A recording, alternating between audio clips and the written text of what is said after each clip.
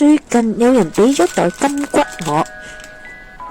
突然間我諗起宋燕呢本書入邊好似有介紹過金骨，唔好睇佢細細粒，喺宋朝金骨曾經都係一種潮流，溫成皇后都係佢 fans。不如今日就嚟做物戰金骨啦！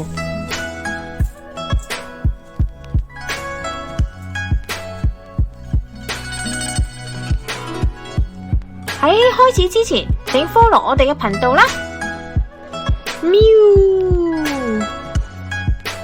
如果大家有興趣金骨嘅故事，都可以去呢本書度睇一睇。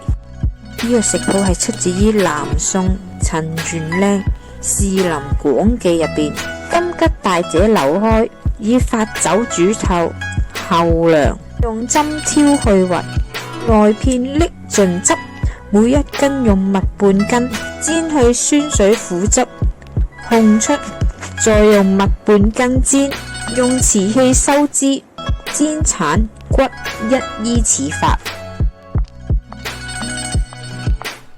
物戰去病，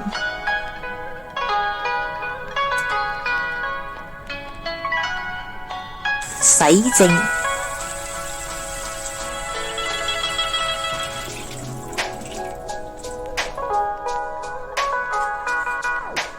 帶十字形，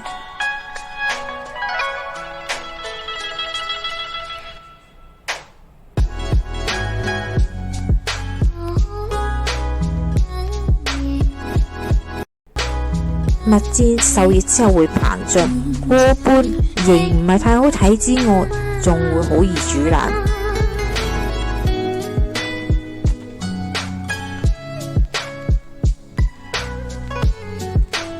本身係金骨比較乾身，可能會影響到我之後用水嘅份量。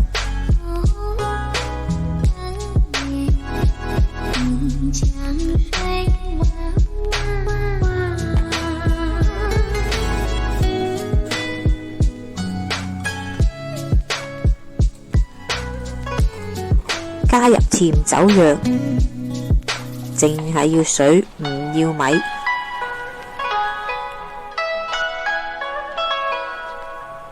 開中火煮5分鐘。喺書入邊甜酒釀就係寫1小碗，不過我用嘅份量就去到金骨嘅1半。如果你屋企冇甜酒釀，對酒有敏感，都可以換翻清水。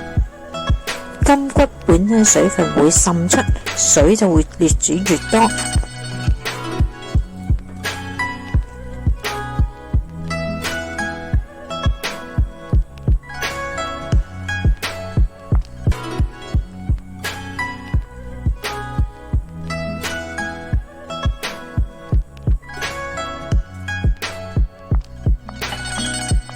第一次過篩，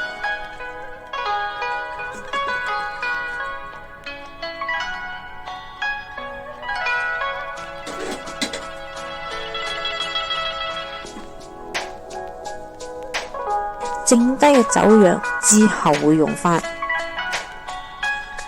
嘅玻璃瓶熱水消毒。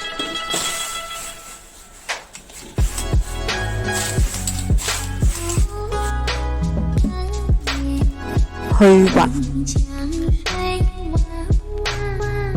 一步呢，我覺得係最嘥時間嘅一步。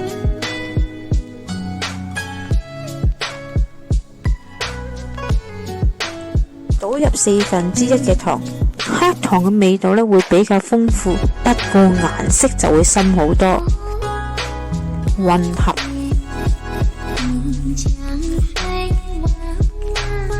休息半粒鐘。細火煮20分鐘。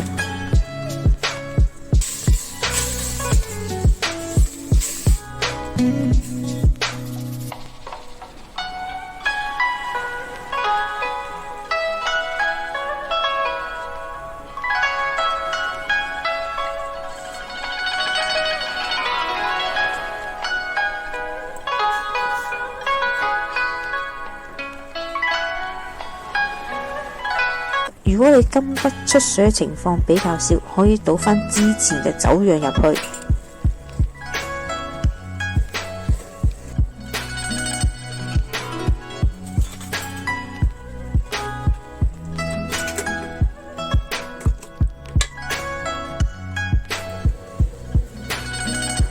磨出嚟糖漿就比較結身，可以沖水飲或者加入其他調味。第3次嘅熬煮，揾個比較乾淨嘅煲，再倒入剩餘嘅砂糖、蜂蜜。金桔大部嘅水分會喺第2次度蒸發，第3次嘅熬煮千祈唔好走開，攪拌，因為真係好黐底。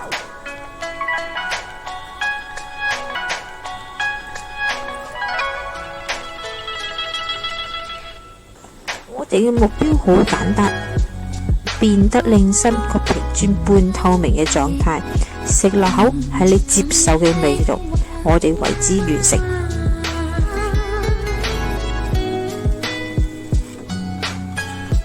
趁熱放入玻璃樽，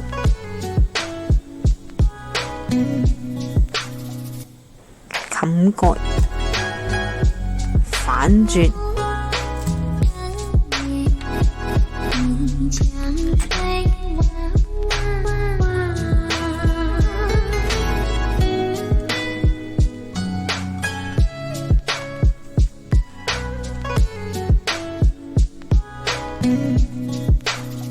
箭就希望保留原生果嘅形狀，唔會將佢切粒或者切絲。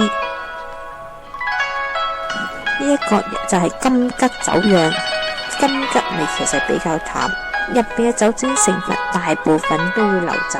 個係第2次熬煮出嚟嘅蜜餞糖漿，配其他嘢沖水飲，我覺得都可以㗎。今日嚟到呢度啦，詳細嘅食譜我哋會擺落 Facebook 度。有興趣嘅大家可以去睇一睇，請 like 我哋嘅 Facebook 同埋 YouTube， 以便獲得更多嘅資訊啦。